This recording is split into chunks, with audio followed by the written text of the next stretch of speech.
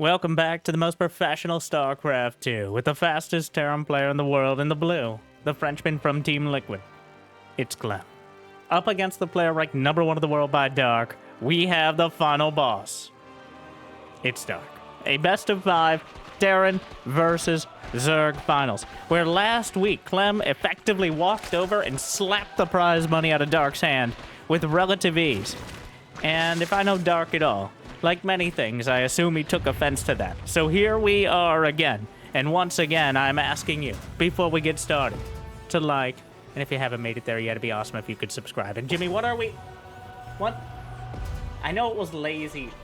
1,368 likes on this video, on this cast. And I'll cast another one. And I'll probably do it anyways, and it'll probably be one of these two players. But thank you for watching. Hopefully you've had a good day so far.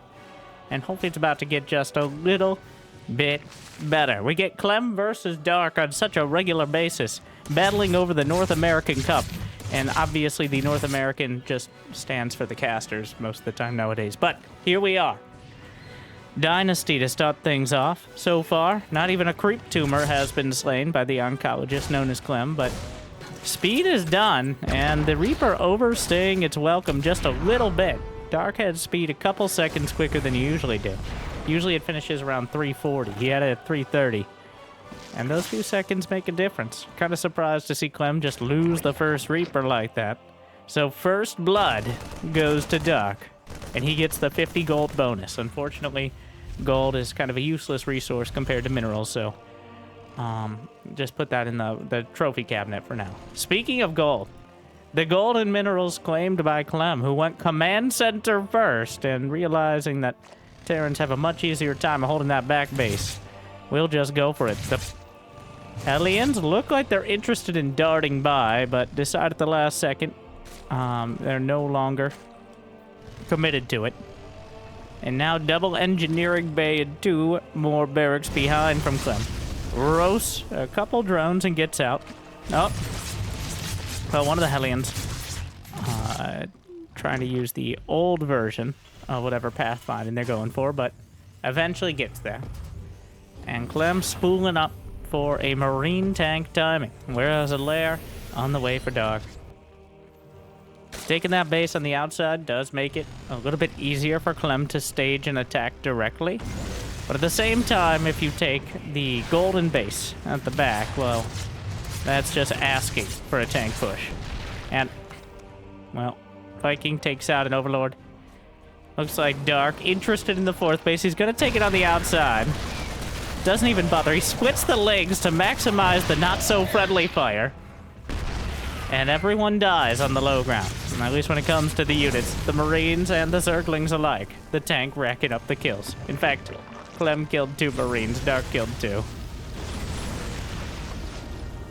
Shaving off more creep tumors, keeping control of the situation, trying to line up an effective timing. Clem has 50 SCVs. He's going to 5 racks now. The real timing comes when the first 2 medevacs complete, which should be right around the time to move out and take advantage of the 1-1 upgrades.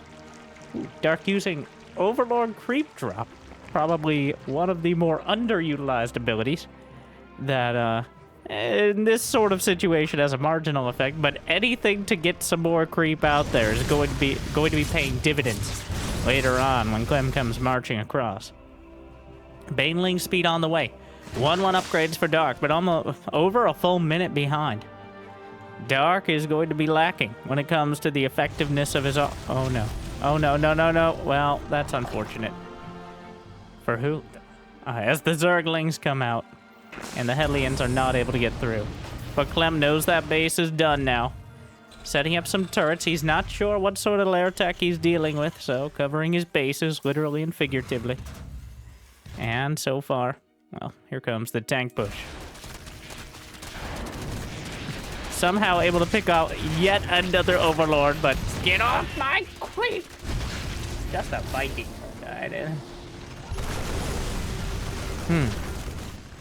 Baneling speed 5 seconds out, but the 1-1 upgrade's already done for Clem. And, well, he doesn't have combat shield, which is a bit problematic. Retargets onto the Banelings. He is off a creep, trying to overrun, but now with pretty much no Banelings left over, He gets the creep tumors. He gets one of the medevacs.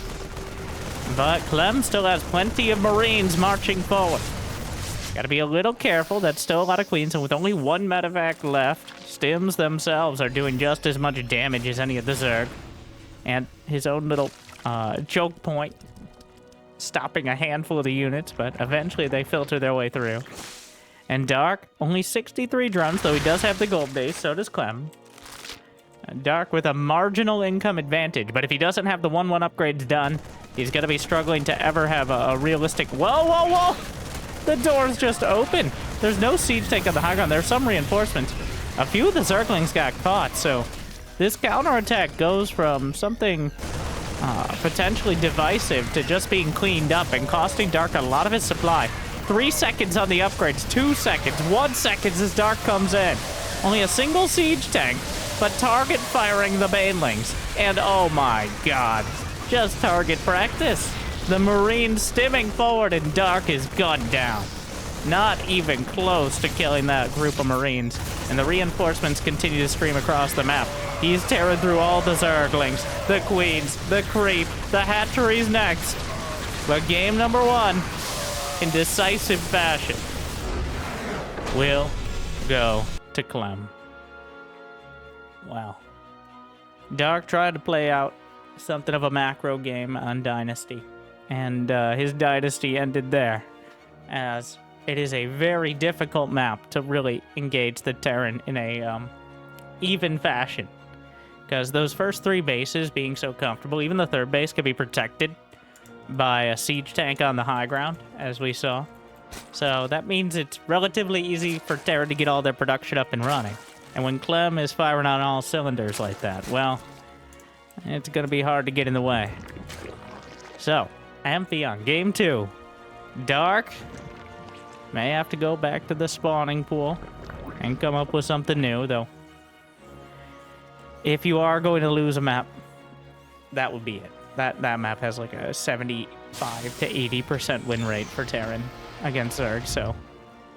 Now, you can't veto enough maps to avoid at least a couple of those, unfortunately. So, Dark in a rough spot.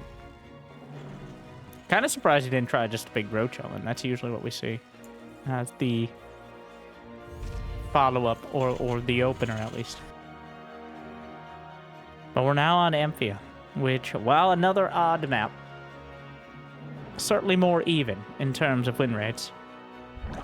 And, definitely brings things sideways, both because of the map layout and the unit compositions it encourages. If there was ever a map for Mutas, this is it. If there was ever a map to go swarm hosts against Terran, well, here we are again.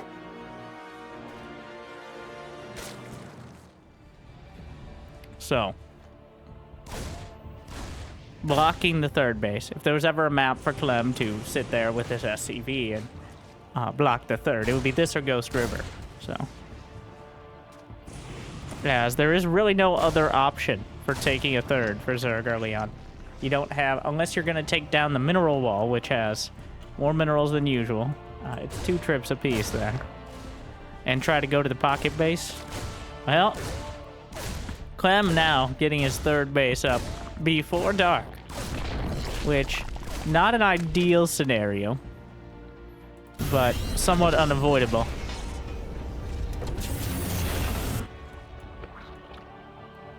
Clem dancing back and forth.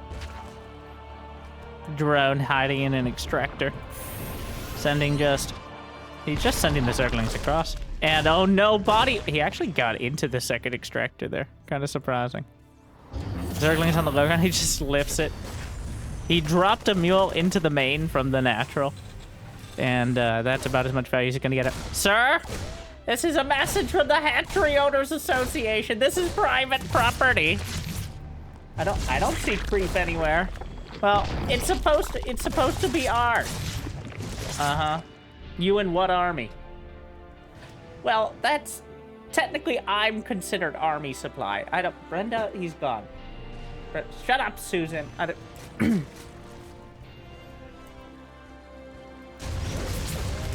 The Reaper, 1 HP, and 0 hex. as again escapes persecution from the queens. Just poking in. God. Surgically dealing with those creep tumors. Only one will remain. And Clem just keeping control of the early game, which leads itself into those devastating timings that Clem's already used to great effect. 4 Zerglings into the natural. About as much of a counterattack as Dark could muster. Almost gets a second SCV, and he gets out with the Lings.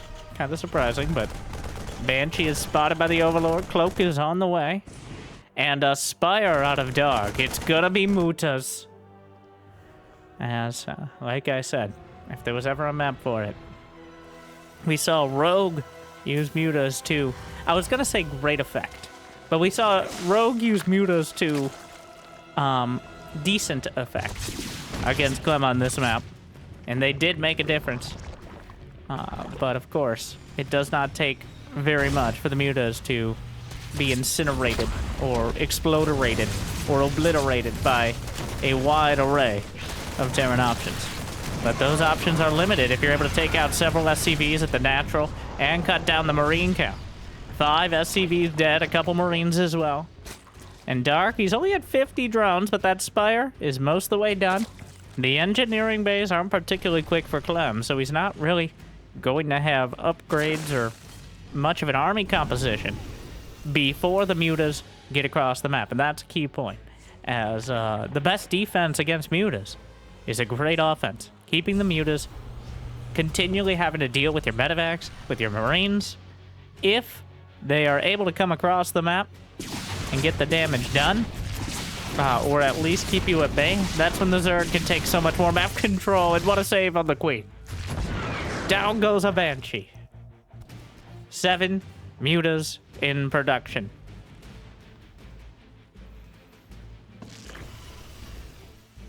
Dark looking to strike back. Wait, he saw the Spire, right? Yes, he saw the Spire. So, Clem now working with all the info.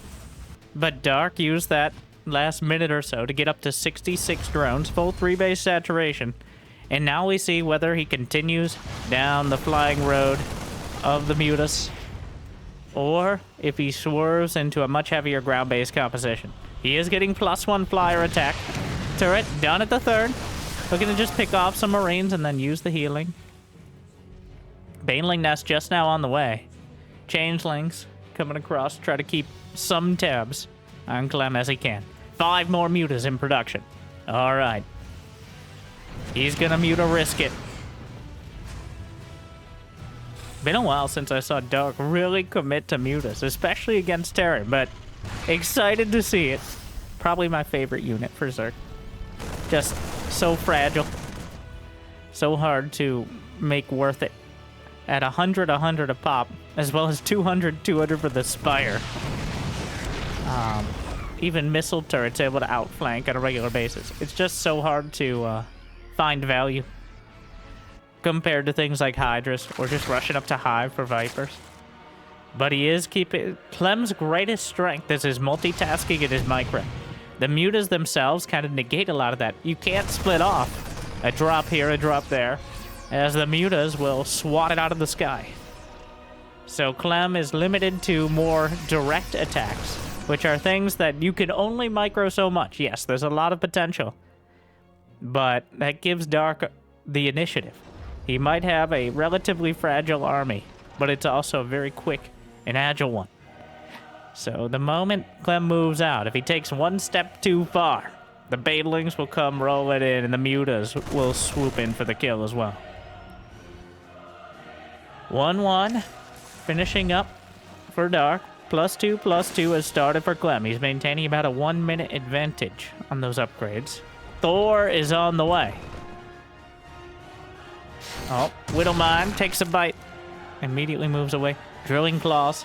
He's building that Wings of Liberty style composition. Wings of Liberty, almost as old as Clem is, but I'm sure he remembers. And he's played against Mutas enough. They're not extinct. They're just endangered. As... well, they're pretty much reserved for Amphion nowadays. The last time I saw Dark make a lot of mutas was that fateful game against Beyond that ended inconclusively, where he used mutas to counter everything. He had so many. He was countering Thors with them. And he's always one misclick away from disaster, but somehow disaster never quite struck. Thor is here. Overlord speed coming in as well. Ooh. Just gonna fight the Marines, trying to kite back with the mutas, not finding total success. Losing 3 mutas so far. Gonna fight some more. Fighting back. Beautiful split, actually. Kind of gliding past in order to minimize the damage to the bruised mutas. Just now getting an infestation pit, though. That means Dark's Hive will be quite a ways out. Another muta popped out of the sky. Both sides maxed out. Clem has 2-2 on the way. He's really... He's built up, and he's set up a very dangerous timing. Dark is playing 300 supply Zerg. He wants to hit Clem as soon as possible, rebuild, and hit him again before Clem can come all the way across the map. Unfortunately, Clem is already knocking on the door, clearing out the creep, setting up the seed tanks and widow mines. Dark, I don't think he's going to make it to his upgrades. He's got to just try to find a fight. Here come the mutas, looking to put... He takes out a siege tank. More Zerglings coming through. Mutas on top of everything. And Clem underestimating the power of the Mutalisks. The Lings and Banes are able to overrun on the ground. The supply doesn't dip nearly as much as you'd think, as he kept most of the medevacs alive, and the reinforcements are on the way. The medevacs are bruised, and this is the best time for Clem to make some progress, as he's got the upgrade advantage, he's got Thors, and his army supply is about even. As time... Oh my god, the target fire. Just casually guns down half a dozen Banelings. You really can't... You need about twice as many Banelings as you think you do. Maybe 3 times for good measure. Widow Mine takes a bite. Other Widow Mines unburrowed as the Zerglings attempt to draw him out, and Clem still pressing forward.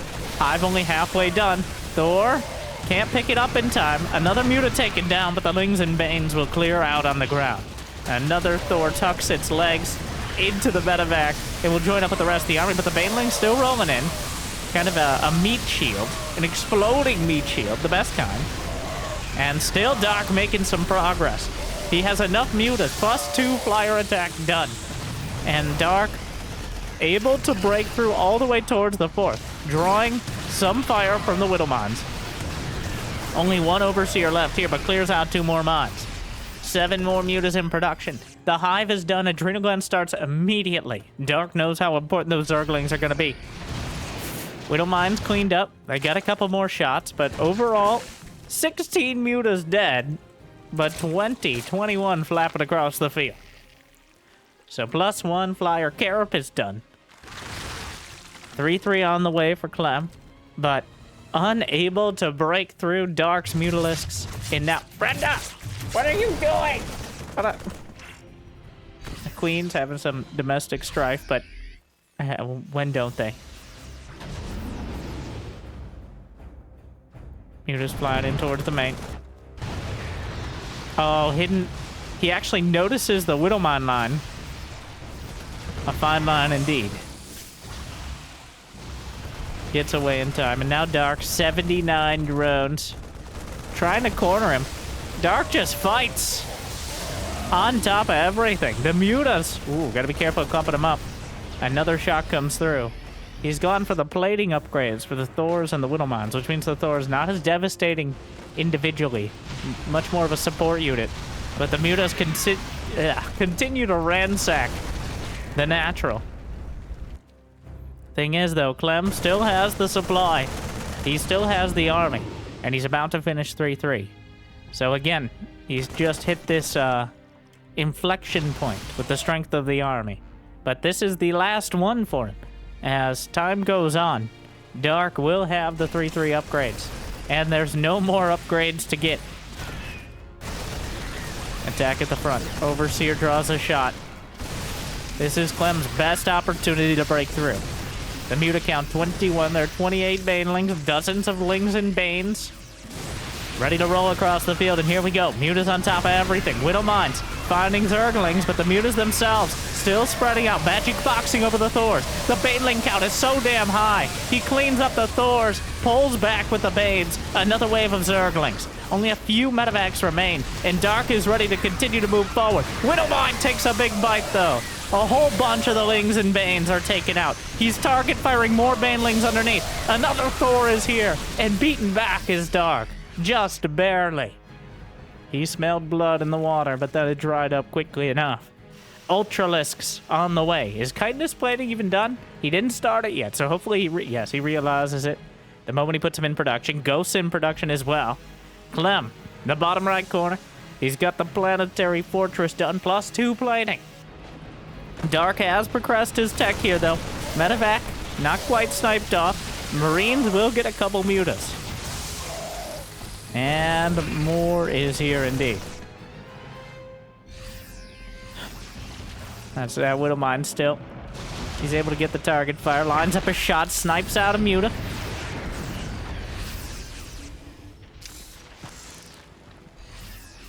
The Ghosts, still a capable counter to the Mutalisk. Added to the list. Checks off every Zerg unit. Ooh. Cleans up a Widow Mine, but Widow Mine fires away before he's able to get a hold of it. Dark, 85 drones, but Clem, as he progresses, his army gets more and more dangerous. Those upgrades are finishing, so with the conventional armies, Dark has comparable strength, but the Ghosts are always a difficult quantity. 3 Marines, and the Mutas, well, Dark is kind of letting the Mutas go now. He's down to 9 of them. He's still getting Flyer Carapace upgrades, but he hasn't built any more Mutas. Instead, he's pulled Ultras into the army composition. And now, well, the Ultras are quite good against relatively small amounts of Thors and Ghosts. They draw the fire, they're massive meat shields, but it's limited time only. At some point, Clem will have enough Ghosts in a good enough position that Infestors are almost required.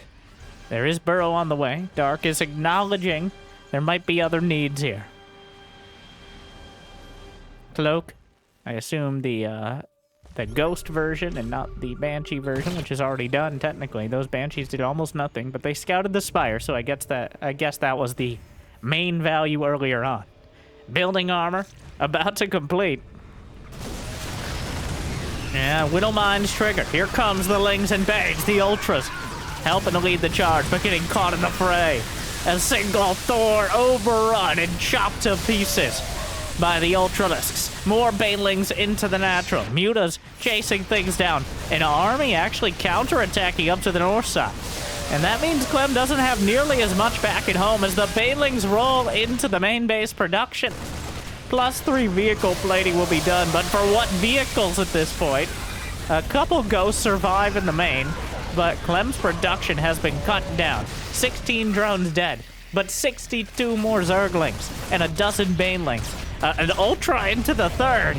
Clem's production is under attack. He barely stabilizes. The drop is loaded up. Zerglings on top of everything on the north side of the map. He's actually going to lose one of the medevacs, not even paying attention. Clem distracted by the massive meat shields in his main. And who wouldn't be? Those hunks of beautiful Zerg meat. And moving on, Dark is able to take game 2. The Mutas clear the air and keep Clem at bay for long enough for Dark to run him down on the ground. A beautifully played and strong execution from the final boss. And he turns the series around 1-1.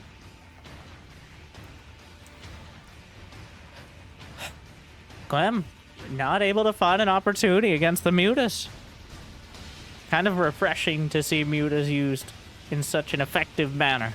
Still fragile creatures, but Dark towed the line between overcommitting to Mutas and letting Clem take back map control, which is a very blurry line. That when you've crossed it, well, it's already too late. That sounded profound, right? All right. Like and subscribe for more profound statements as we go into game number 3. Jimmy, what?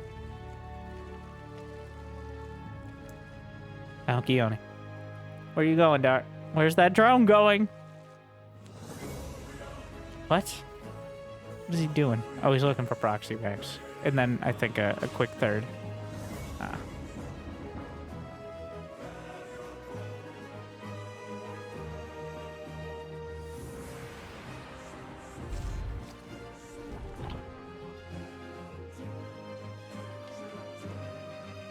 Drops down that no gas third base.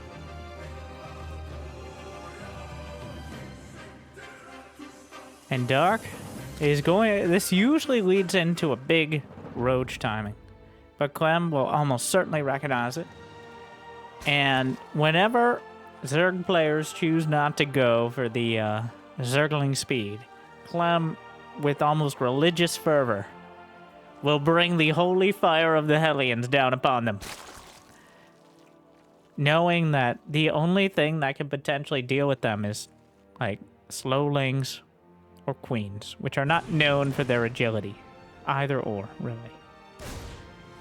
So, I would not be the least bit surprised to see Clem go for a Hellion run by and try to get a chunk of the drones early.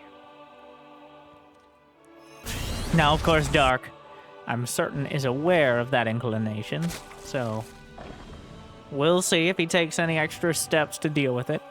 But there's only so much you can do outside of hard walling off. You just spread out the queens and hope for the best. Reaper poking in, trying to soften up those drones. Will do so. Those are cyclones.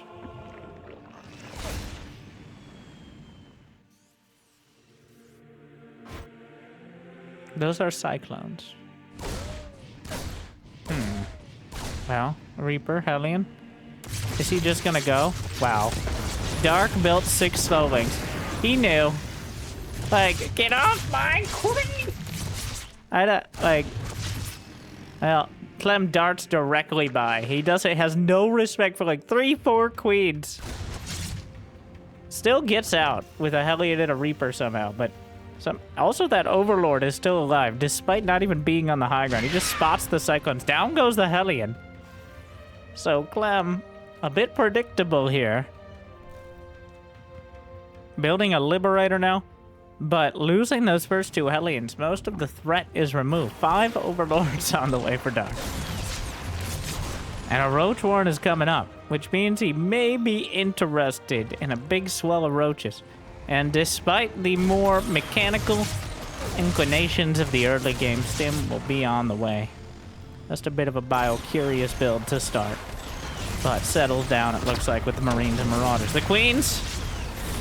The Frenchmen trying to take down the royal party here, but this time around, they'll stay intact. 8 roaches. 16 lings. The Cyclone Hellion. And a Liberator sieges up. Already popping some drones. And Dark doesn't really have the economy to afford this. He's built so many roaches already. 4? Oh no. That Roach Warren is in such a rough spot. The drones not even mining. And remember, he has so many less of them. Here come the roaches across the map. The bunkers are on the way, but Dark will be knocking on the door. The queens? Oh no. Wait, is that enough queens? He takes out 2 of them. But with no bunker, Clem building a siege tank. It's not done. Here come the Ravagers. Look at the target fire. He's actually shift-clicked on... Oh, those are SCV shift-clicking repair. Okay, the bunker will be about to complete. Dark taking his time here. Siege tank on the high ground. And not quite in range yet. Brings in the Zerglings. Just going for the overrun. Doesn't actually take out the bunker on the first volley. And, well, Clem's holding on. He's lost 11 SCVs here. Siege tank helping out immensely. The bunker's still under fire. SCV's pulled yet again. Bunker's taken down, but is there enough to follow this up? Clem plummets to a 6-worker lead. And this has not done enough. Dark, a bit of a leisurely pace when it came to the all-in, and now with 2 siege tanks done? I don't know if Dark can really follow this up with anything meaningful. He's already building drones back at home. Looks like he's going to go in for another round. And the siege tanks will start on the Zerglings, but that is actually just too much, isn't it? Stim is done. More Zerglings come in. 3 Ravagers left, but gunned down in turn. Yes, a lot of the Marines will suffer, but Clem strikes back. A decisive defense, and Clem holds the line. Marines, Dark really not pressing the issue quick enough. I don't know if he expected the siege tanks to be done so quick, but almost a lazy effort to get through the supply depots. Clem very ready for the response. A solid defense. Not surprising to see Dark try a counterattack like that, but Clem is able to pull it together with more than enough time to spare. And I think not getting that first bunker made a huge difference. Wasn't able to target it down, and with the siege tank firing, the Zerglings were running out quick. And that means Clem up to a 2-1 lead.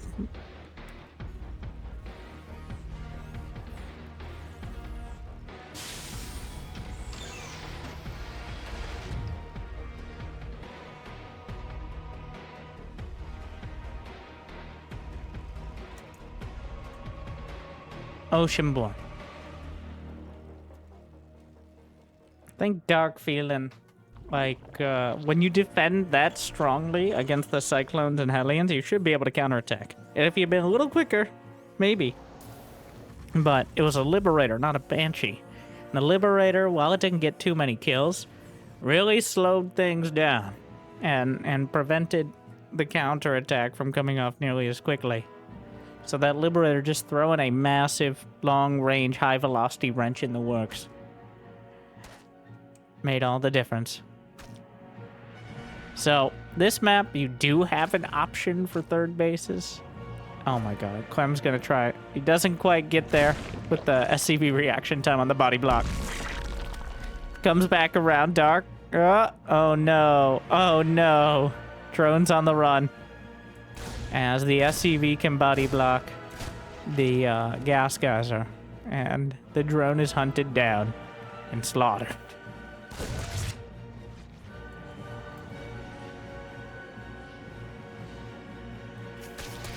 Dark. Oh no! He's a split second too late to delay the command center, and even the SCV is saved here. He'd rather lose the SCV than lose another, like, 30 seconds on the orbital command. In fact, he might lose 2 SCVs, which is, you know, something. Dark much rather would have liked to delay the command center, but it's something indeed. Will he get that second? When he does, he gets in. So at least he gets a solid scout. It's going to be a very quick 3cc. Will Dark try something? That Reaper outruns the grenade, still manages to hit one. The Queen getting in on the action, and the Reaper is taken down. So now we see whether Dark decides on a Roach Warren. He knows the timing. He knows the dangers. But will he gamble it? Yet again. He is adding on those gases, but no Roach Warren yet. Still more Queens. Very likely will be Banshee this time around. Indeed it is. Banshee with cloak.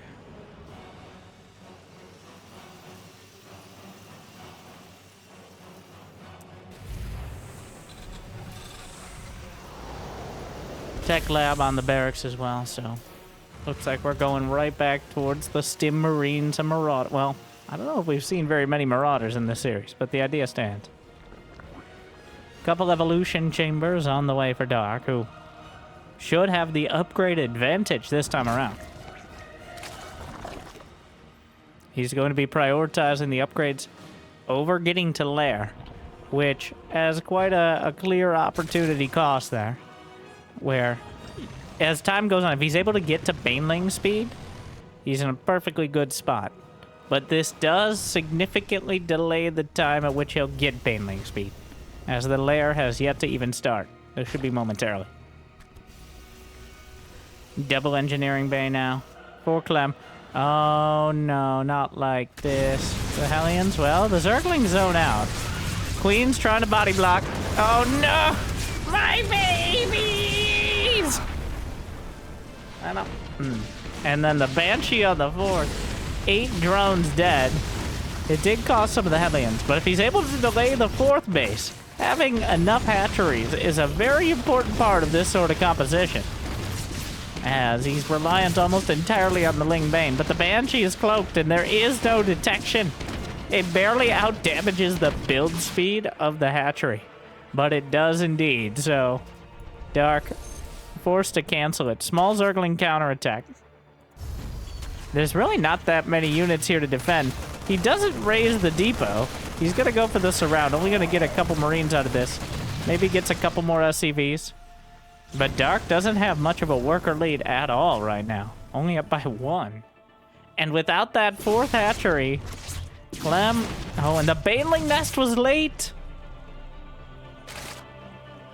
Dark struggling. You really need that baneling nest the moment the lair finishes. He desperately needs to get baneling speed. And 5 more drones dead. This is the big weakness of going for upgrades before lair. No detection, no bane speed. And Clem, well, we'll see if we can put something together. How is Clem up? He's up 17 workers and nothing's real. Well, not nothing, but between the Hellions and the Banshees. Alright.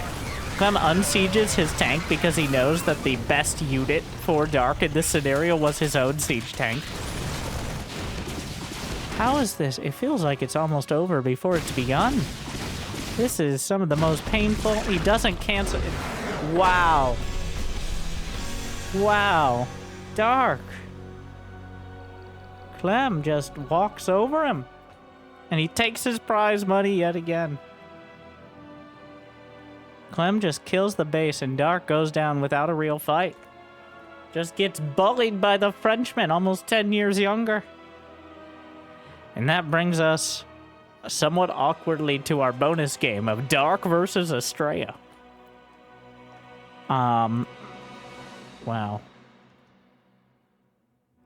that was a more one-sided than a Mobius strip there, as Clem claims a comfortable 3-1 victory, with that 1 for Dark being quite a epic game, back and forth. And the 3 victories for Clem, barely more than walkovers. Dark struggling to deal with Clem's full throttle early game. So, well, let's see if it looks any different in Zerg versus Protoss. Well, I mean, to get there, I think you kind of know how it went down, but...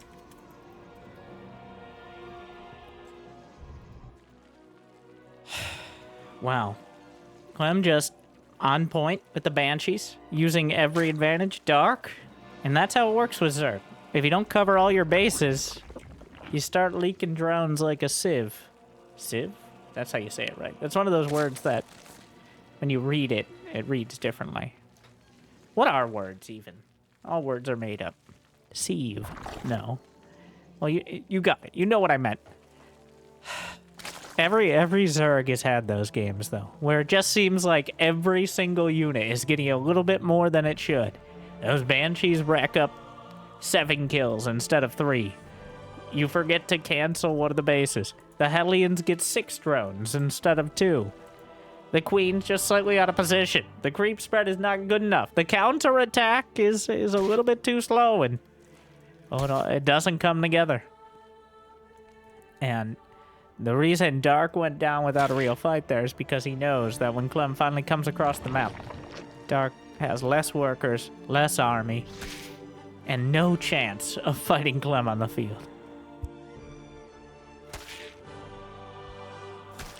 Well, Astrea, though, the battle mage, We're playing Protoss versus Zerg now. Yeah. And hopefully you were wondering, well, how does Dark turn this around? This is a terrible scenario. Nope. Here we are in our anti-spoiler game. Astrea, the best player from the United States of America, up against Dark. They've had some incredible games before, and also some really one-sided stomps, right? Usually in favor of the final boss, but... you know, a bit disappointing. Because usually, even when Dark loses, he makes it dramatic, but that was just pretty sad, to be honest.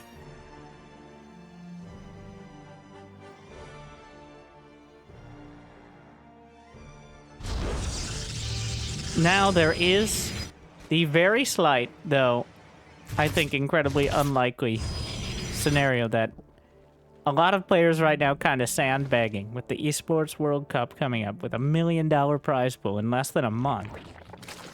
You're seeing some very generic... This is like the all-star game sort of season for StarCraft, where players don't really want to take the chance to show their newest strategies or anything like that in a weekly cup, because the stakes are so high. So you're probably just going to see a lot of very generic builds, even more so than usual. Because if they do have anything fresh and interesting, well, they probably aren't going to be showing it now. Now, if your build is losing a ton of drones to Banshees and then tapping out of the game, well, that maybe is a little different. But speaking of losing drones, 5 drones dead to the Oracles. And a supply block as well. Losing the scouting Ovi. Knocks out an Oracle, though. Oh my. The Queens are able to get 1. 2 more drone kills.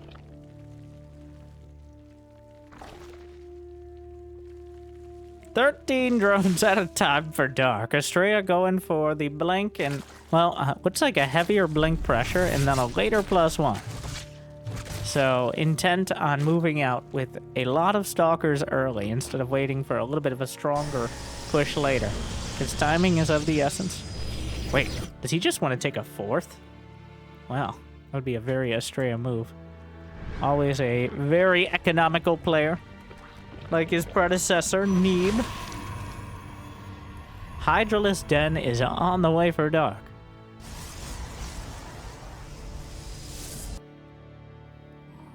And Astrea looks intent. Yeah, 4th Nexus. It's less than 6 minutes. Wow. Queen's in position to deal with this.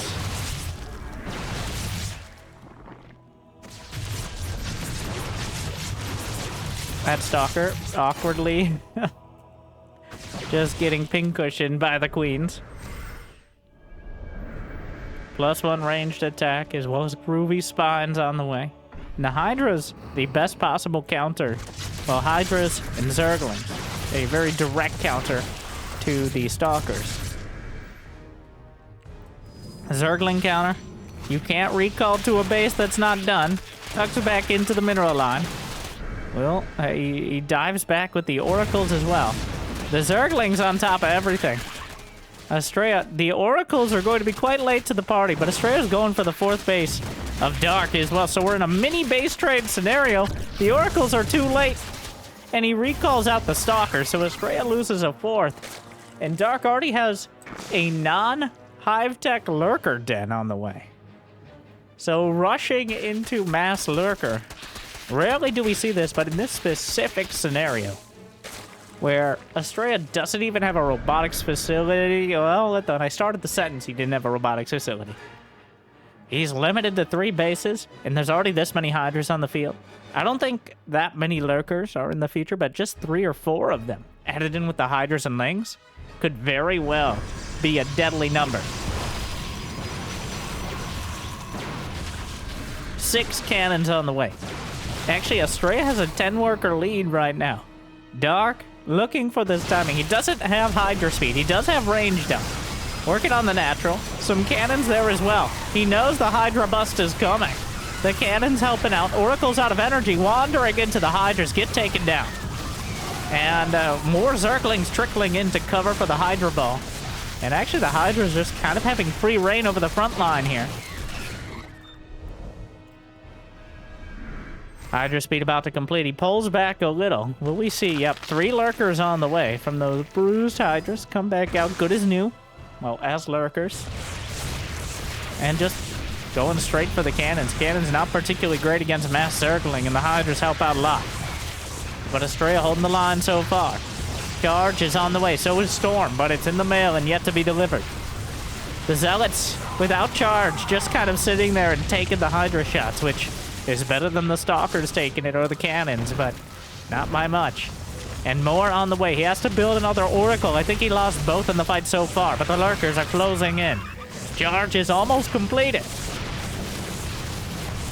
And more Lurkers moving forward.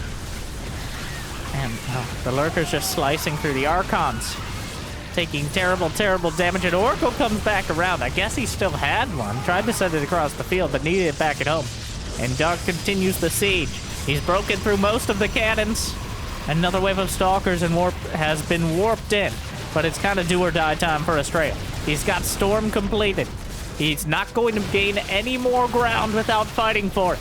The Hydras and Lings continue forward. Overseer on the way. Not that he needs detection, but a little bit of extra vision won't hurt. Some Overlords kind of wandering into the fray. The Lurkers are close enough to start sieging the base. More shield batteries finishing. And another shield battery goes down. Building up more energy. Dark a bit lackadaisical on those Overlords. Gonna lose a few and may actually get supply blocked off of that awkwardly. So 146 over 152. And the Stalkers moving into position. Shield battery overcharge helping up, but Astrea is backed up against his own base. He's running out of real estate here. Storms. But gets an Archon merge. That's something. The lack of range on the Lurkers is quite apparent. Slaps down a Revelation. But the momentum still continues in favor of Dark. He didn't get a Revelation on that one Lurker towards the north side. Now slaps it down. Lurkers moving forward. Nexus halfway dead. Oracles come in, trying to help out. There's no other detection here. He has to knock out these Lurkers as soon as possible. Or not at all. And Dark. Oh, he's up 40 supply. The Immortals targeting. Oh, he ran out of the Revelation. Oh, no. That 1 second matters so much. And just with a handful of Hydras and Lurkers, with duct tape and bubblegum, Dark is able to slap together a victory against Astrea, who just didn't have the army composition to drive it back in time. Dark, just the killer instinct breaking through, proving that Clem is indeed a worthy opponent. Astrea has all the right ideas, but sometimes I think it takes him just a bit too long to put them to use. But hopefully you enjoyed. It's been a few days since I cast. It was good to get back to it. It felt really weird not casting for like 3 days. So hopefully you enjoyed. Or else. Either way, if you have the means and motivation, be also check out Patreon. Otherwise, I hear liking and subscribing is still free, at least for now. Thank you for watching. Good luck. Have fun. I'll see you next time. Oh yeah, make sure to check out the second channel. Be playing some Age of Mythology Retold. So some of you might know what that is. I've never played it, but I'm looking forward to checking it out very soon. TM. So winter gaming as well as right here. See you next time. Good luck. Have fun. Stay chill.